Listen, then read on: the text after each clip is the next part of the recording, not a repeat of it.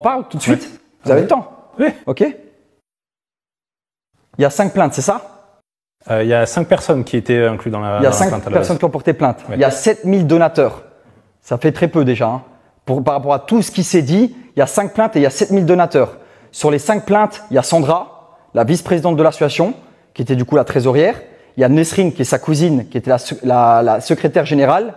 Il y a une femme de 65 ans dont des personnes lui ont retourné le cerveau. 65 ans la personne, hein. Une mamie, une dame avec qui j'étais en contact. Qu'on lui a dit, écoute, vous avez donné 20 € et Dylan, il vous les a volés. C'est elle qui a porté plainte. Voilà la 3e plainte. Et vous voulez savoir c'est quoi les 2 dernières plaintes?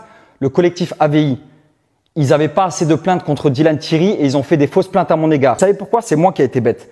Parce que moi, quand j'ai ouvert la cagnotte à Madagascar, j'ai décidé d'afficher le montant. C'est moi qui ai décidé d'afficher le montant. Sandra, elle m'a dit, Dylan, le montant, on le cache ou on l'affiche? Je dis, bah, soyons transparents, on affiche le montant. J'ai eu la chance de récolter 158 000 € pour ces enfants. Voilà. Et vu que c'est énormément d'argent, je le conçois, mais 158 000 € dans le 4e pays le plus pauvre du monde, c'est pas beaucoup d'argent. C'est très peu. Mais vous voyez les plaintes, comment c'est dur. Vous voyez la réputation qu'on me donne, comme quoi les réseaux sont mauvais comme ça. Escrocs, machin, et toutes les autres affaires, elles arrivent. Escrocs, trafic d'enfants, et en vendant. C'est des dingueries. C'est des dingueries qu'on s'est sorti de son contexte. C'est un truc de fou. Finalement, sur ces histoires de cagnotte, bon, il y a le fait qu'il n'y a pas de facture, que finalement, c'était des virements réalisés sur votre compte personnel pour que vous puissiez retirer de l'argent.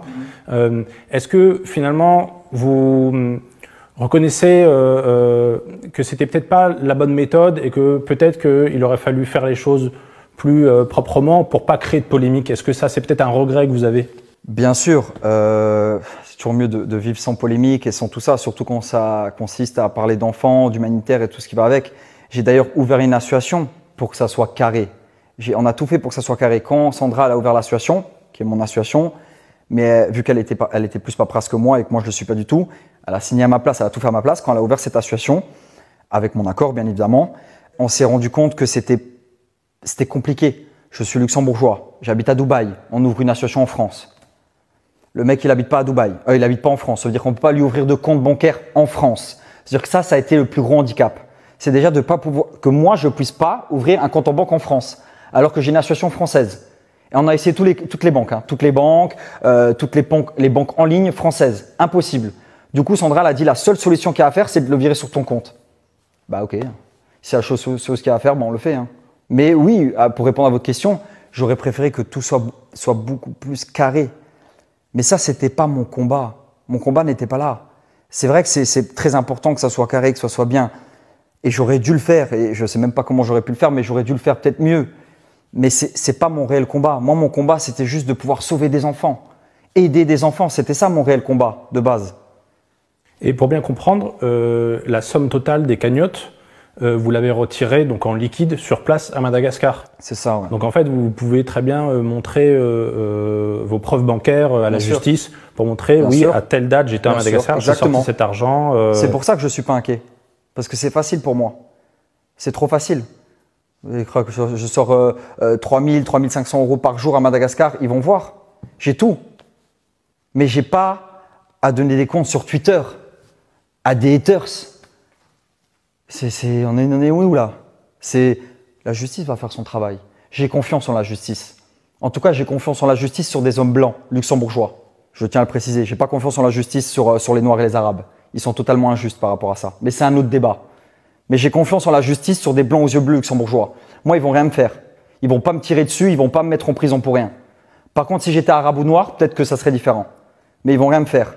Les épaules sont solides et les avocats sont solides aussi. Il va rien se passer pour moi. Je le dis avec arrogance, mais il faut qu'ils l'entendent très bien dans leurs oreilles. Il faut que ça... Même musulmans, blancs aux yeux bleus, ils vont rien faire. Voilà, je tiens à le dire. Donc là, si la police française vous convoque, vous demande de vous voir, vous allez les voir très tranquillement, il n'y a aucun problème. Au calme, sans pression. Tranquille. Je vais les voir tranquille, mais je tiens quand même à dire que mon été, je suis ici à parler de choses qui sont totalement folles. Quand je suis au téléphone avec des amis, je leur dis, t'imagines, je suis en train de débattre sur des choses qui sont totalement fausses. Je débat, je parle de ma vie, on m'insulte parce que bien évidemment je suis aussi insulté et tout ce qui va avec sur Twitter et tout ce qui va avec, pour des choses qui sont totalement fausses.